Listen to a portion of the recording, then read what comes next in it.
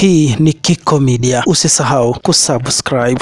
Karibu katika makala ya leo, ambapo leo tutauangazia mfereji wa Suez Canal, ambapo kipindi mfereji huo unatengenezwa kuna bidhaa muhimu ambayo iligunduliwa na wafanyakazi pamoja na wahandisi. Karibu na niweze kukujuza kile ambacho kilitokea katika eneo hilo.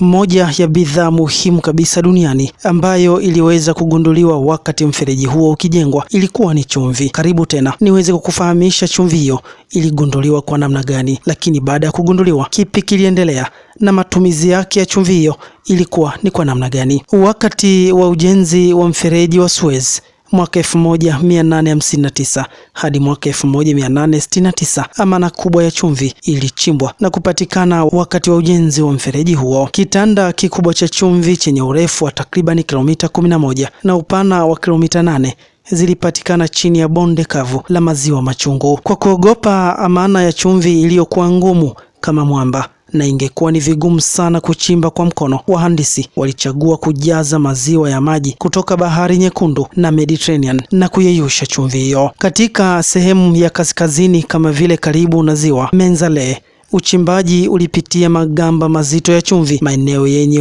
unyevu ambayo baadaye yalitumika kama mashamba ya chumvi. Wahandisi walielezea amana hizi kubwa za chumvi zilizokuwa na muonekano kama theluji. Ugunduzi wa amana hizi zilizoganda uliunga mkono matokeo ya kiolojia kwamba Bahari Nyekundu ilikuwa ikitiririka juu ya bonde hilo, ambapo awali ilionyesha kwamba eneo hilo lilikuwa bonde la bahari ya kale. Chumvi haikupatikana tu katika maziwa machungu, lakini ilipatikana katika tabaka nene katika sehemu nyingine kando ya njia ya ujenzi, ikiwa ni pamoja na maeneo yanayozunguka ziwa Timsa. Wafanyakazi walilazimika kulipua na kuchimba kupitia tabaka hizi za chumvi ngumu, ambapo katika baadhi ya maeneo zilikuwa ngumu kuliko udongo. Chumvi ya mwamba uliogunduliwa katika eneo la Suez, hasa kutoka chini ya maziwa mabichi, kihistoria ilitumika kama nyenzo ya kuhifadhia chakula, samaki pamoja na nyama. Chumvi hiyo ilidhaminiwa sana katika nyakati za kale,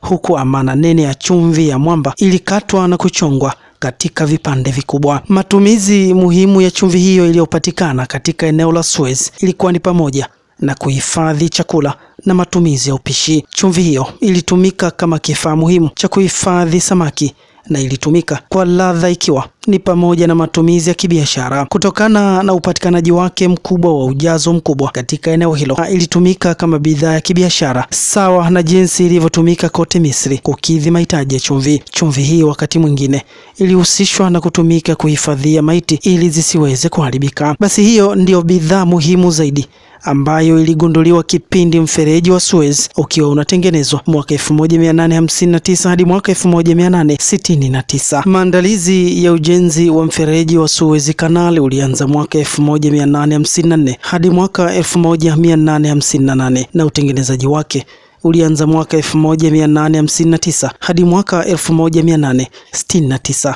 na kufunguliwa kwake ilikuwa ni Novemba 17 mwaka 1869, huku vyanzo vya kihistoria vikikadiria kuwa watu 1,500,000 walifanya kazi katika ujenzi wa mfereji huo zaidi ya miaka 10, huku zaidi ya watu 30,000 wakifanya kazi mahali hapo wakati wowote, ambapo waliajiriwa kutoka nchi mbalimbali, na maelfu ya wafanyakazi walifariki kutokana na magonjwa ya kipindupindu pamoja na magonjwa mengine ya kuambukiza. Mfereji huo ulijengwa kwa malengo makuu ya kimkakati, kiuchumi na kijiografia ili kurahisisha mawasiliano kati ya Ulaya na Asia. Mfereji wa Suez ulifupisha umbali wa safari ya meli kati ya Ulaya na Asia kwa kilomita 8,000. Kwa mfano, safari baina ya Rotterdam, bandari kubwa Ulaya, na Dubai ni takriban kilomita 20,900 na siku 24 kwa njia ya kuzunguka Afrika, lakini kupitia mfereji wa Suez ni kilomita 12,000 na siku 12 pekee. Mfereji ulirahisisha usafiri kati ya Ulaya, Asia na Afrika ya Mashariki, ambapo takriban meli 15,000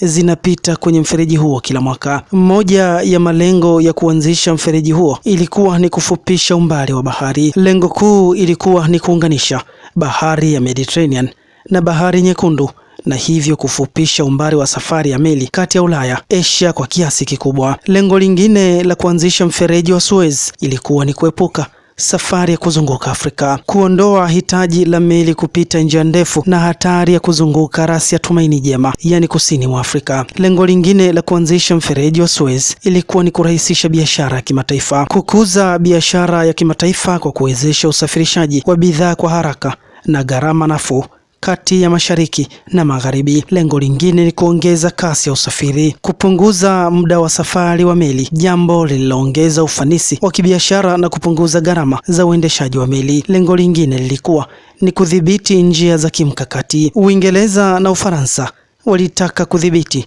njia muhimu za maji ili kulinda maisha yao ya kikoloni na biashara, hasa kuelekea India. Lengo lingine la mfereji wa Suez ilikuwa ni kusafirisha mafuta, kurahisisha usafirishaji wa mafuta kutoka Mashariki ya Kati kuelekea nchi za Ulaya. Ufaransa ilikuwa mstari wa mbele katika ujenzi wa mfereji wa Suez, lakini Uingereza ilikuwa na wasiwasi mkubwa na awali ilipinga ujenzi huo. Hapa kuna sababu kuu kwa nini mataifa hayo, hasa Uingereza, walisita na kupinga ujenzi wa mfereji huo. Uingereza waliweza kupinga ujenzi wa mfereji huo kutokana na hofu ya kupoteza utawala wa bahari. Uingereza ilikuwa na nguvu kubwa ya kiuchumi na kijeshi duniani kupitia njia ya meli iliyozunguka Afrika, yani Cape Route. Walihofia kuwa mfereji mpya ungepunguza umuhimu wa njia hiyo na kupunguza nguvu yao ya kiulimwengu. Sababu nyingine iliyowafanya Waingereza kupinga ujenzi wa mfereji wa Suez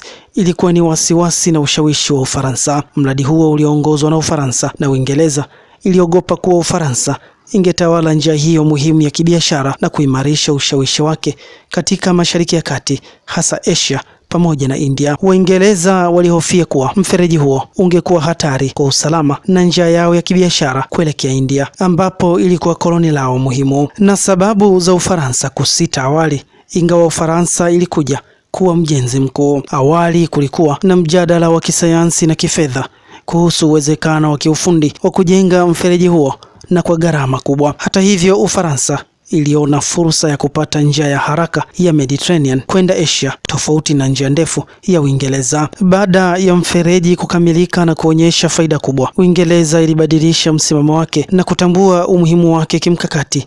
Mnamo mwaka 1875, Uingereza ilinunua hisa nyingi na kupata udhibiti mkubwa wa mfereji huo.